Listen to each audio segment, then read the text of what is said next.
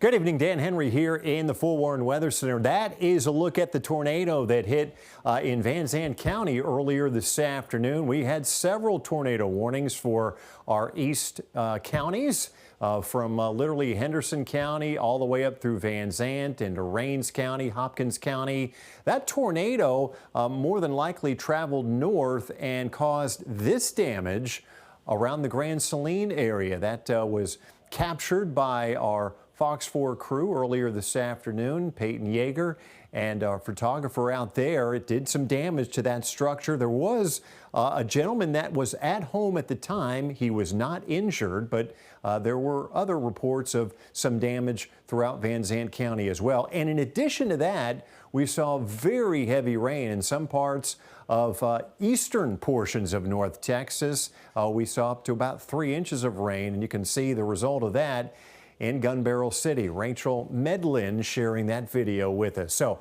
overnight tonight, we will see another batch of storms push in here from the west. We've got a slight risk of severe weather, mainly in that midnight to 7 o'clock in the morning time frame.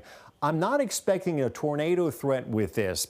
With the cool, stable air in place here at the surface, I think that pretty much eliminates the threat of tornadoes, and it really keeps the threat of high wind gusts down as well. We could see a few of the more robust storms kick up wind gusts of 40 to 50. The main threat is going to be hail.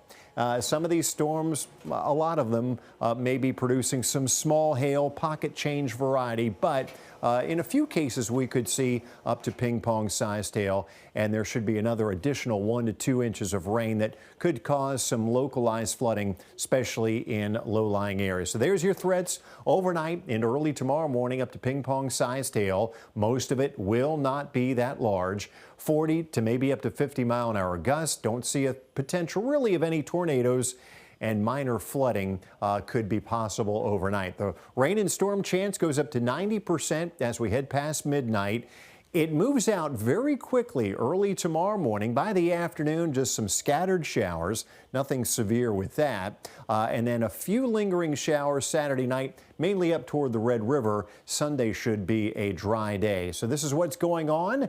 As of shortly after 9 o'clock this evening, you can see all the hefty weather has moved into far east Texas at this hour. We did have another tornado warning that was issued for just east of the Tyler area. That storm started ramping up just south of White House. It's not a confirmed tornado. It still has rotation in it, and it's zipping northeastward at 45 miles an hour up in the direction of Gladewater. You're under a tornado warning as well. Again, not a confirmed tornado, but radar indicated rotation. There may be a developing tornado in that storm. Meantime, these are widely scattered showers that continue from Greenville, Campbell, Commerce up through Delta County, up towards Lamar County. Nothing severe with that activity. So just a couple of spotty showers really between now and midnight tonight. Our next batch is going to develop quickly out here to the west and then move in during the overnight period. So it will likely peak around 3, 4, 5 to 6 o'clock in the morning and then zip off as we head through the 8, 9 o'clock hour. I think by midday, all of that activity is off into northeast Texas and Arkansas. It'll be cloudy. It's going to be a windy, chilly weekend. Temperatures will not get out of the 50s for highs both Saturday and Sunday, and we'll start out in the upper 30s to low 40s early on Sunday morning. It'll be a dry day, cloudy through the morning. I think we'll see those clouds maybe try to break up in the afternoon out to the west of Dallas and Fort Worth. It's not going to allow for much warming at all. Very chilly, not feeling at all like April this weekend for sure. As the winds settle down early Monday morning with clear skies, we could see some patchy frost in the outlying areas. Bright sun will get us up to 68 in the afternoon, and then all of next week does look dry, quiet, no threat of severe weather, and temperatures climbing upwards.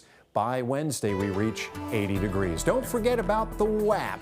You can download it for free. That's where you'll find live radar, watches, warnings, newscasts, and more.